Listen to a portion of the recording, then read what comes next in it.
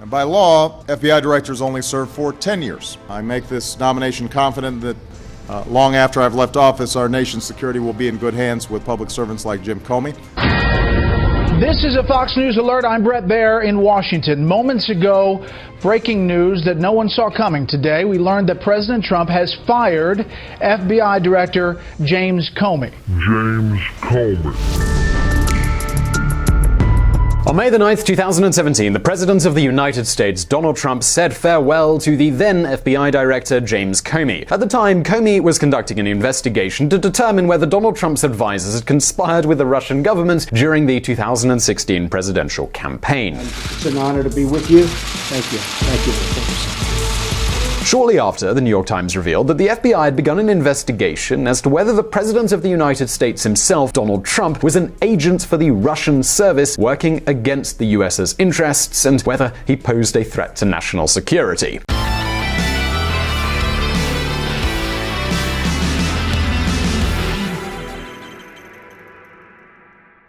Let's see. In theory, Russia's influence on the world, it should be getting increasingly weaker. After all, we're talking about a very corrupt country with a whopping 145 million inhabitants, but has a smaller economy than the state of Texas. This results in a sort of chronic stagnation. I mean, the economy, it barely grows. However, at this point in time, it seems there's not a single conflict or political problem in the world that doesn't somehow involve Vladimir Putin's Russia. This is especially when it means acting against the interests of Western powers.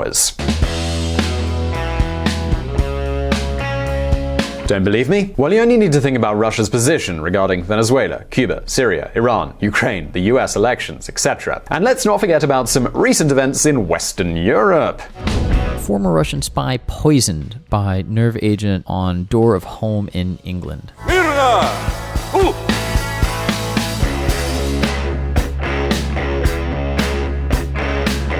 Yep, thanks to their huge nuclear arsenal and all of their natural resources, Vladimir Putin basically does whatever he wants when it comes to foreign policy. And this has been bothering Western leaders for years. And this leads us to that key question. How can Vladimir Putin be stopped? Or at least, how can his influence in world affairs be kept in check? Folks, that's what many capitals wonder. But in particular, that's what Washington wonders. So listen up.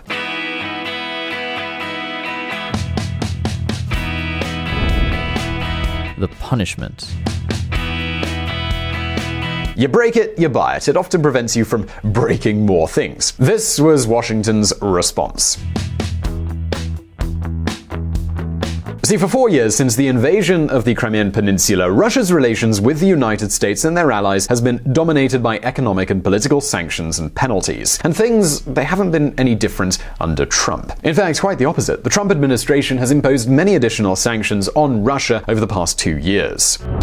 The sanctions remain in force and will remain in force until they require change in Russian behavior. John Bolton, Donald Trump's national security advisor. But having said that, before we move on, we need to ask ourselves a question, which I'm sure many of you asked yourselves before. Are these sanctions really effective? Well, yes, but also no. Allow me to explain. The Russian economy is certainly suffering as a direct result of them, that's pretty clear. And it's not just because of what the IMF says.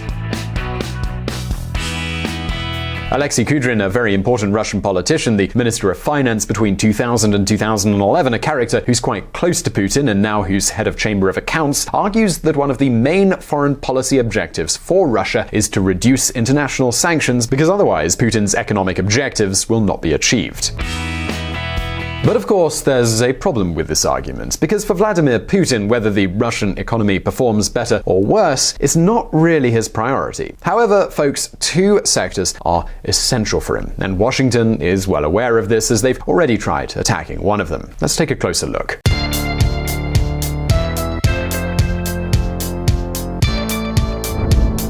The military-industrial Russian complex. Alright, I'm sure it will come as no surprise if I say that both Russian politics and economics are very, very closely linked to military power. But just how important is the Russian military industry? Well, even though it isn't as important as it was during the Soviet era, the military-industrial complex is still gigantic. For example, it employs almost 3 million people.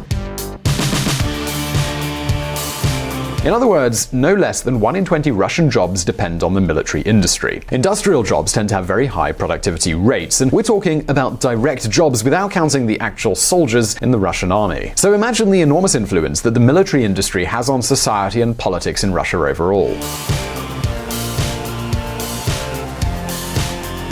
In fact, the 10 largest arms manufacturing companies in Russia invoice nearly $40 billion alone every single year. And that's a lot of money. It's a figure that only the US military industry can beat. But for Vladimir Putin, the Russian military industry is fundamental for many more reasons.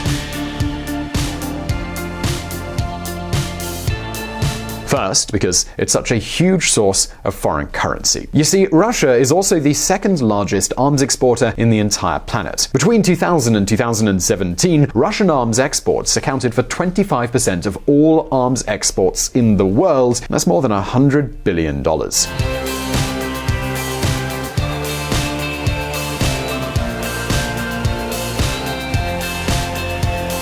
Second, the sale of military equipment is perhaps Russia's most effective foreign policy strategy. Thanks to its industrial capability, Russia can win the favor of countries like Venezuela, who depend on Russian weapons, or they can improve their diplomatic relations with others in exchange for military technology. This is something they've pursued with China and India.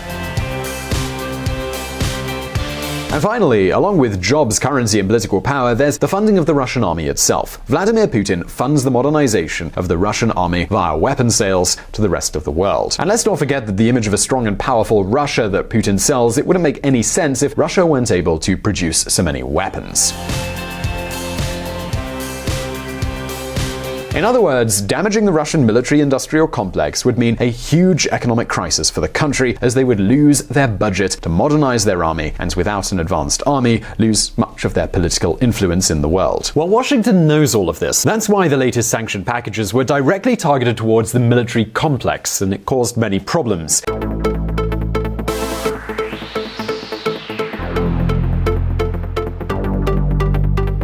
For example, both the United States and the European Union have restricted the sale of a lot of technologically advanced equipment and components. And we're not only talking about military components here, but also other items that can be used for both civilian and military purposes. And don't think we're talking about a slap on the wrist here. The European Union alone sells products to Russia totaling $20 billion every year. In response, Russian companies have turned their gaze towards China, but of course, the offer's not the same. And that's what's affecting the Russian armaments's effectiveness, and therefore the buyer's interest. But that's not all. The approved sanctions mean that the United States could end up punishing political leaders and businessmen who buy Russian weapons, which makes no difference for a Venezuelan, but for people from other countries, it could be a strong deterrent. The U.S. imposed sanctions on a Chinese government agency responsible for purchasing foreign arms. The weapons in question were supplied by Russia. Here's one example of what the US has done, with some experts in Washington saying it now goes much further. How? Well, Divya, the key lies in the customers of the Russian military industry. You see, in the last few years, Russia's biggest customers were India, China, and Vietnam. Exports to India and Vietnam alone account for 45% of all Russian military exports over the last 4 years. That helps to make sense of news stories like these. Obama lifts U.S. embargo on lethal arms sales to Vietnam. U.S. looks to increase weapons exports to Vietnam, decrease Russian influence. U.S. recognizes India as major defense partner. Lockheed Martin teams up with Tata to make F-16 fighters in India.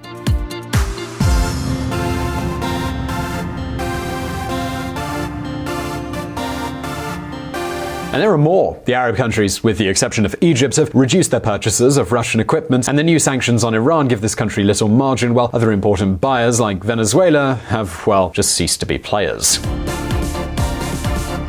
Then there's another idea that has begun to emerge in Washington. For buyers with smaller budgets, the Ukrainian military industry could be a strong rival for Russian companies, especially if they were to receive the support of the NATO countries. And bear with me a moment, because this really isn't that crazy.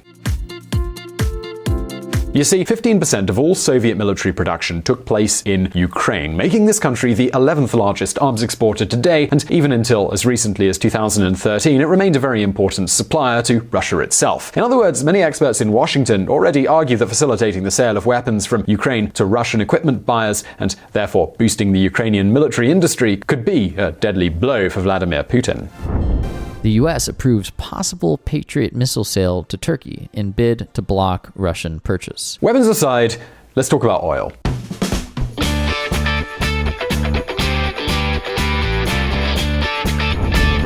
The blood of Mother Russia. The Russian economy depends a lot on its oil and its natural gas. And as we've seen here on VisualPolitik, Russia is an essential supplier to the European Union. And that isn't going to change anytime soon. It's very sad when Germany makes a massive oil and gas deal with Russia, where you're supposed to be guarding against Russia, and Germany goes out and pays billions and billions of dollars a year to Russia. Donald J. Trump. Germany is totally controlled by Russia. In the short and medium term, just a slight dip in the price of oil per barrel to less than $60 and fewer gas purchases by European Union countries could make it very difficult for Russia to finance its military modernization plans. Now, obviously, the first question is, how can the oil price be kept below $60? Well, basically, that's by pushing new sources of oil and gas. Yep. I'm talking about fracking, and that's what the United States is doing. Obviously, their conflict with Russia, it's not the only reason, but it is happening.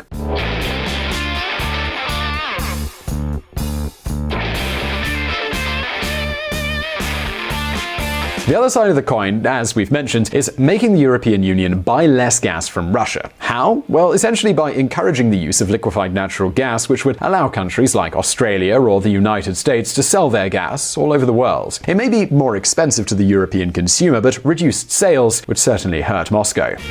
The European Union is ready to facilitate more imports of liquefied natural gas from the U.S., and this is already the case as we speak. Jean-Claude Juncker, President of the European Commission. Mind you, we aren't saying that Europe will suddenly stop buying Russian gas. We already said that that's simply not going to happen. The idea that Washington is considering is to make cuts along Russia's entire value chain, particularly in the energy and military fields, resulting in a huge impact on the Russian economy as a whole. Anyway, I'm sure this will help you better understand many of the events being mentioned in international news at the moment. And if there's a time to act, it's now.